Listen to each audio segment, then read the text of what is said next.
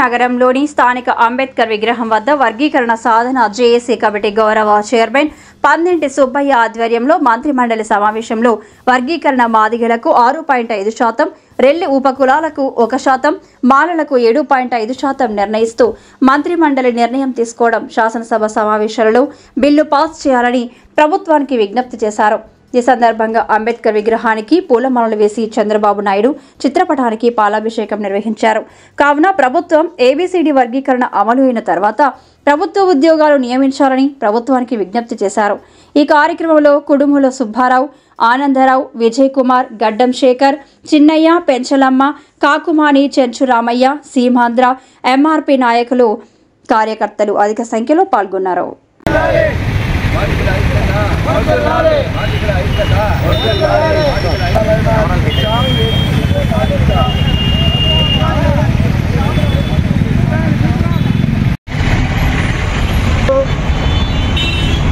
మాదిగల చిరకాల కోరిక ఎస్సీ వర్గీకరణ. ఎస్సీ వర్గీకరణ లేనిదే మాదిగలకు భవిష్యత్తు లేదు.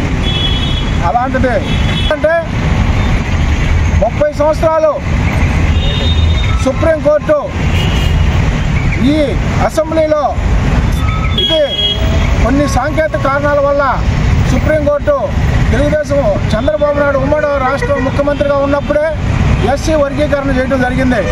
కానీ కొన్ని సాంకేతిక కారణాల వల్ల సుప్రీంకోర్టు కొట్టేయడం కూడా జరిగింది. అదే సుప్రీంకోర్టు ఇప్పుడు 7 ఉండే బెంచీతో ఏ రాష్ట్ర పరిధిలో ఆ రాష్ట్ర పరిధిలో వాళ్ళు చేసుకోవచ్చు అనే విధంగా ఆగస్టు 1వ తేదీ సుప్రీంకోర్టు సంచలనమైన తీర్పు ఇవ్వడం కూడా జరిగింది. అందులో భాగంగానే తెలంగాణ రాష్ట్రంలో ఎస్సీ వర్గీకరణ 9% మాదిగలు, ఒక కులం రెల్లి కులాలకి, అదేవిధంగా 5% మాలలకి కేటాయించడం జరిగింది. అదేవిధంగా ఏపీలో 6.5 మాదిగలకి, 1 పాయింట్ రెల్లి ఉపకులాలకి, అదేవిధంగా 7.5 మాలలకు కేటాయించడం జరిగింది. అదేవిధంగా 30 సంవత్సరాలు మాదిగలు నష్టపోయిన సందర్భాలు ఎన్నో ఉన్నాయి. మేము చిన్న జిల్లాధికారులకు కానీ, క్యాబినెట్ మంత్రులకు కానీ, అదేవిధంగా రాష్ట్ర ప్రభుత్వం కానీ చిన్న విన్నపించుకుంటున్నాము. ఈ వర్గీకరణ అసెంబ్లీలో పెట్టి తీర్మానం అయిపోయిన దాకా ఎక్కడా కూడా ఉద్యోగాలు కానీ, అదేవిధంగా ప్రమోషన్లు, రిజర్వేషన్లు కానీ ఏవి కూడా వర్గీకరణ అయిన తర్వాతే జరగాలని మేము ప్రభుత్వాన్ని ఒక విజ్ఞప్తిగా చేసుకుంటా ఉన్నాం. ఎందువల్లంటే మాదిగలో 30 సంవత్సరాలు నష్టపోయాం. అదేవిధంగా గ్రూప్ 1 కానీ, గ్రూప్ 2 కానీ, డిఎస్సి కానీ ఏ ప్రభుత్వంలో ఏ గవర్నమెంట్ ప్రభుత్వ ఉద్యోగం ఏది వచ్చినా కానీ వర్గీకరణ తర్వాతే అమలు చేయాలని మేము ముఖ్యమంత్రి చంద్రబాబు నాయుడు గారికి మేము మరోసారికి మేము చాలా సంతోషంగా ఆయనకు మా బాధలన్నీ కూడా విన్నవించుకుంటా ఉన్నాం. ఎందువల్లంటే మాదిగలు అనేది తెలుగుదేశం పార్టీకి మాదిగ ఓటు బ్యాంకు ఫస్ట్ నుంచి కూడా మాదిగలు తెలుగుదేశం పార్టీకి అభిమానులు. రామారావు ఉన్నకాడ నుంచి కూడా, ముఖ్యమంత్రి ఎన్టీ రామారావు గారు ఉన్నకాడ నుంచి కూడా మాదిగలు అంటే తెలుగుదేశం అంటే మాదిగలు అనే విధంగా ఈరోజు కూడా మాదిగలు మాకు వైఎస్ఆర్సీపీ పార్టీకి ఓటేయరు, కాంగ్రెస్ పార్టీకి ఓటేయరు, తెలుగుదేశం పార్టీకే ఓటేస్తారని మాదిగల మీద ఒక ముద్ర పడిపోయిన సందర్భంగా పోయిన వైఎస్ఆర్సీపీలో మాదిగల గురించి పట్టించుకున్న సందర్భాలు కూడా ఎక్కడా లేవని మేము తెలియజేస్తా ఉన్నాం. అందువలన ఈరోజు ముఖ్యమంత్రి చంద్రబాబు నాయుడు గారికి మా మాదిగల తరఫున ప్రత్యేక ధన్యవాదాలు తెలియజేస్తూ ఈరోజు ఆయనకి మా సంతోషంతో మేము మాదిగ సంఘాలన్ని తరఫున, జేసీ తరఫున ఆయనకి పాలాభిషేకం కూడా చేయడానికి కూడా మేము అందరం కూడా ముందుకు వచ్చామని తెలియజేస్తా ఉన్నాం. అందువలన ఈ వర్గీకరణ రేపు అసెంబ్లీలో పెట్టే తీర్మానం అయితే మాదిగలు తెలుగుదేశం పార్టీ ఉన్నన్ని రోజులు మాదిగలు జీవితాంతం కూడా తెలుగుదేశం పార్టీకి రుణపడి ఉంటారని తెలియజేస్తా ఉన్నాం.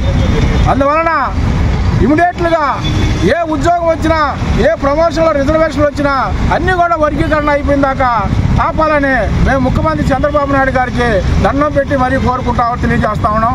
అందువలన ఈరోజు చంద్రబాబు నాయుడికి మాదిగల తరఫున కృతజ్ఞతగా మేము ఈరోజు పాలాభిషేకం జరుగుతుంది. ఎందుకంటే గత 30 సంవత్సరాలుగా ఎందరో ఎస్సీ వర్గీకరణ కోసం అమరులైనారు, ప్రాణత్యాగాలు చేశారు. కానీ మా ఫలితాలు సత్ఫలితాలు రాలేదు. కానీ మన యొక్క కృష్ణమాదిగ నాయకత్వంలో ఈరోజు మనకి వర్గీకరణ జరగడం చాలా సంతోషించదగినటువంటి విషయం. ముఖ్యంగా మొట్టమొదటి నుంచి కూడా చంద్రబాబు నాయుడు గారు మాదిగల అభిమానిగా ఆ రోజు నుంచి నేను పెద్ద మాదిగా ఉంటాను, మీకు చేస్తాను అని చెప్పాడు. అలాగే చేయడం కూడా జరిగింది. అయితే ఇప్పటి నుంచో 30 సంవత్సరాలు అంటే స్వాతంత్రం వచ్చి 75 సంవత్సరాలు అయినా కూడా ఆ రోజు నుంచి మాదిగలు మేము మా యొక్క ఏబిసిడ్లు వర్గీకరణ చెయ్యండి అని చెప్పేసి ఎన్నోసార్లు మొదలుపెట్టుకోవడం జరిగింది. కానీ జరగలేదు. కానీ ఇది 2000 నుంచి 2004 వరకు వర్గీకరణ చేశారు. అప్పుడు ఎందరో ఉద్యోగస్తులు ఉద్యోగాలు రావడం కానీ మా వాళ్ళు అందరూ కూడా లాభపడ్డారు. కానీ ఇప్పుడు ఈ 30 సంవత్సరాల అలుపెరగని పోరాటం, ఎన్నో ఆకలి కేకలు, ఎన్నో లాఠీ దెబ్బలు, ఎంతోమంది జైలు జీవితాలు గడిపారు, ఎంతోమంది ప్రాణత్యాగాలు చేశారు. వీటన్నిటి యొక్క ఫలితమే ఈరోజు వర్గీకరణ దాదాపుగా పూర్తిగా వచ్చింది. సో ఈ సందర్భంగా మందకృష్ణ గారు ప్రధాన కారకులైతే ఇదిగో పండిత సుబ్బన్న గారు లాంటి ఎంతోమంది నాయకులు కూడా పోరాటాలు చేశారు. సో వీరందరికీ కూడా హృదయపూర్వకంగా ధన్యవాదాలు తెలియజేస్తున్నాను. అంతేకాదు ఈరోజు వర్గీకరణ జరిగింది అంటే ఇది ఏదో మేము గెలవడం కాదు, మా సోదరులు మాలను ఓడిపోవడం కాదు. ఎవరికి రావాల్సింది వాళ్ళని తీసుకున్నామంతే. సమన్యాయం చేసుకున్నామంతే. ఎవరి జనాభా ఎంత ఉందో.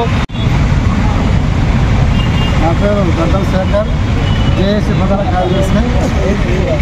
ఈరోజు మాదిగ జాతి అంతా కూడా ఎంతో సంతోషిస్తున్నటువంటి రోజు ఈరోజు.